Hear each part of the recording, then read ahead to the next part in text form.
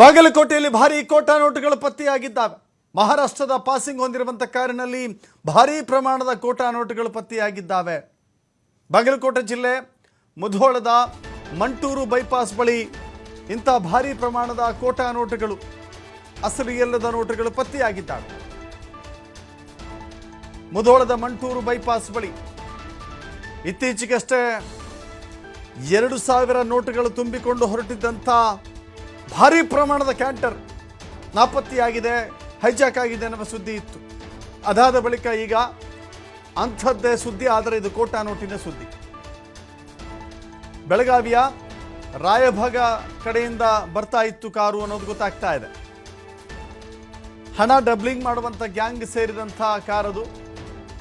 ಹಣ ಸಾಗಿಸುತ್ತಿದ್ದಂಥ ವಾಹನಕ್ಕೆ ಕಲ್ಲೆಸೆದಿದ್ದಾರೆ ಅಪರಿಚಿತರು. ಬೇರೆ ವಾಹನದಲ್ಲಿ ಬಂದು ಕಲ್ಲೆಸೆದಿದ್ದಾರೆ. ವಾಹನದಲ್ಲಿದ್ದಂಥ ಅರ್ಧ ಹಣವನ್ನು ಕದ್ದೊಯ್ದಿದ್ದಾರೆ ಅಪರಿಚಿತರು. ಸ್ಥಳಕ್ಕೆ ಮುಧೋಳ ಪೊಲೀಸರು ಭೇಟಿ ಕೊಟ್ಟಿದ್ದಾರೆ, ಪರಿಶೀಲನೆಯನ್ನು ಮಾಡ್ತಾ ಇದ್ದಾರೆ. ನೋಡ್ತಾ ಇದ್ದೀರಿ ದೃಶ್ಯಾವಳಿಗಳಲ್ಲಿ, ಇದೇ ಕಾರಿನಲ್ಲಿ ಅಪಾರ ಪ್ರಮಾಣದ, ಅದು ಮತ್ತು ಕರ್ನಾಟಕದ ನಂಬರ್ ಪ್ಲೇಟ್ ಇದೆ, KA48N4044 ಅಂತ ಹೇಳಿ. ಈ ನಂಬರಿನ ಕಾರಿನಲ್ಲಿ ಅಪಾರ ಪ್ರಮಾಣದ ಕೋಟಾ ನೋಟು ಪತ್ತೆಯಾಗಿದೆ. ಇದು ಬೆಳಗಾವಿ ಜಿಲ್ಲೆಯ ರಾಯಭಾಗದಿಂದ ಬರ್ತಾ ಇತ್ತು ಎನ್ನುವ ಮಾಹಿತಿ ಇದೆ. ಎಲ್ಲಿಗೆ ಹೋಗ್ತಾ ಇತ್ತು, ಸಾಗಿಸುವಂಥವರು ಯಾರು, ಈ ಕೋಟಾ ನೋಟನ್ನು ಹೇಗೆ ಅಸಲಿ ನೋಟುಗಳ ಜೊತೆ ಮಿಂಗಲ್ ಮಾಡ್ತಾ ಇದ್ರು, ಹಣ ಡಬ್ಲಿಂಗ್ ವ್ಯವಸ್ಥೆಗೆ ಈ ಹಣವನ್ನು ಹೇಗೆ ಬಳಕೆ ಮಾಡಿಕೊಳ್ತಾ ಇದ್ರು ಎನ್ನುವ ಅನುಮಾನಗಳು ಹುಟ್ಟಿಕೊಂಡಿದ್ದಾವೆ.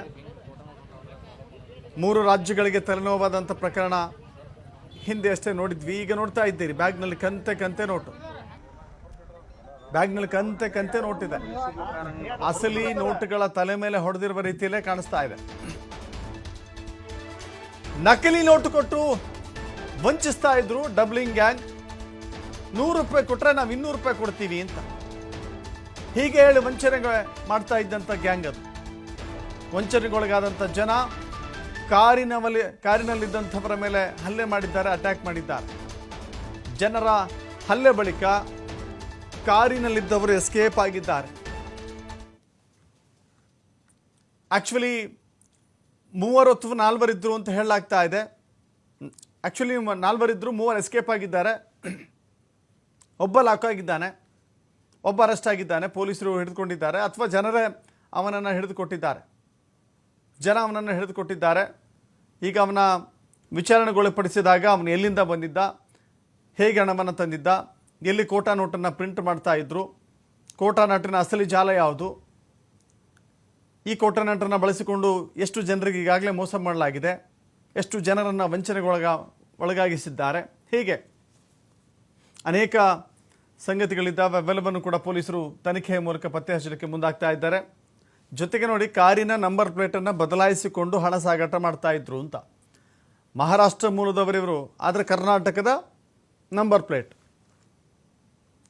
ಮಹಾರಾಷ್ಟ್ರದ ಮೂಲದವರಾಗಿದ್ದರೂ ಕೂಡ ಕರ್ನಾಟಕದ ನಂಬರ್ ಪ್ಲೇಟ್. ಯಾರಿಗೂ ಅನುಮಾನ ಬರಬಾರದು ಅನ್ನುವ ಕಾರಣಕ್ಕಾಗಿ ಇಂತಹ ನಂಬರ್ ಪ್ಲೇಟ್ ಬದಲಾವಣೆ. ಕಾರಿನೊಳಗೆ ಕರ್ನಾಟಕದ ಪಾಸಿಂಗ್ ನಂಬರ್ ಪ್ಲೇಟ್, ಕಾರಿನ ಹೊರಗೆ ಮಹಾರಾಷ್ಟ್ರದ ಪಾಸಿಂಗ್ ನಂಬರ್ ಪ್ಲೇಟ್. ಯಾವುದು ಸತ್ಯ, ಯಾವುದು ಸುಳ್ಳು ಗೊತ್ತಿಲ್ಲ. ಮಹಾರಾಷ್ಟ್ರದ ಪಾಸಿಂಗ್ ನಂಬರು ಇದೆ ಒಳಗೆ, ಕರ್ನಾಟಕದ ಪಾಸಿಂಗ್ ನಂಬರ್ ಕೂಡ ಇದೆ. ಕಾರಿನೊಳಗೆ ಕರ್ನಾಟಕ ಬೋರ್ಡ್ ಬಂದಿದ್ದು ಹೆಂಗೆ ಅಂದರೆ, ಇಲ್ಲಿಗೆ ಪ್ರೀಪ್ಲಾನ್ಡ್ ಆಗಿ ಯಾರಿಗೂ ಅನುಮಾನ ಬರದಂತೆ ಹಣವನ್ನು ಸಾಗಾಟ ಮಾಡ್ತಾ ಇದ್ದಾರೆ. ಕರ್ನಾಟಕದಿಂದ ಮಹಾರಾಷ್ಟ್ರಕ್ಕೆ ಹೋಗ್ತಾ ಇತ್ತಾ, ಮಹಾರಾಷ್ಟ್ರದಿಂದ ಕರ್ನಾಟಕಕ್ಕೆ ಬರ್ತಾ ಇತ್ತಾ, ಈ ಕೋಟಾ ನೋಟಿನ ಜಾಲ ಎಲ್ಲಿದೆ, ಕೋಟಾ ನೋಟನ್ನು ಹೇಗೆ ಅಸಲಿ ನೋಟುಗಳ ಜೊತೆ ಮಿಕ್ಸ್ ಮಾಡಲಾಗತ್ತೆ, ಕೋಟಾ ನೋಟುಗಳು ಇಷ್ಟೊಂದು ದೊಡ್ಡ ಪ್ರಮಾಣದಲ್ಲಿ ಇದೆ ಅಂತ ಹೇಳಿದ್ರೆ ಇವರ ಜಾಲ ಯಾವುದು ಹಾಗಾದರೆ, ಹೀಗೆ ಅನೇಕ ಅಂಶಗಳ ಆಧಾರದ ಮೇಲೆ ಪೊಲೀಸರು ತನಿಖೆಯನ್ನು ಮಾಡ್ತಾ ಇದ್ದಾರೆ. ಈಗ ಒಬ್ಬ ಅರೆಸ್ಟ್ ಆಗಿದ್ದಾನೆ ಅನ್ನೋದಕ್ಕಿಂತ ಜನರೇ ಹಿಡಿದುಕೊಟ್ಟಿದ್ದಾರೆ. ಇಲ್ಲಿ ನೋಡಿ, ಜನರಿಗೆ ಒಂದು ಅನುಮಾನ ಬಂದಿದೆ. ಸುಖ ಸುಮ್ಮನೆ 100 ಕೊಡ್ತೀನಿ ಅಂದರೆ 200 ಕೊಡೋಕ್ಕಾಗತ್ತಾ? ಇದು ನಕಲಿ ಜಾಲ ಅಂತ ಗೊತ್ತಾದ ಮೇಲೆ ಅಲ್ಲಿನ ಸ್ಥಳೀಯರೇ ಹಿಡಿದುಕೊಟ್ಟಿದ್ದಾರೆ.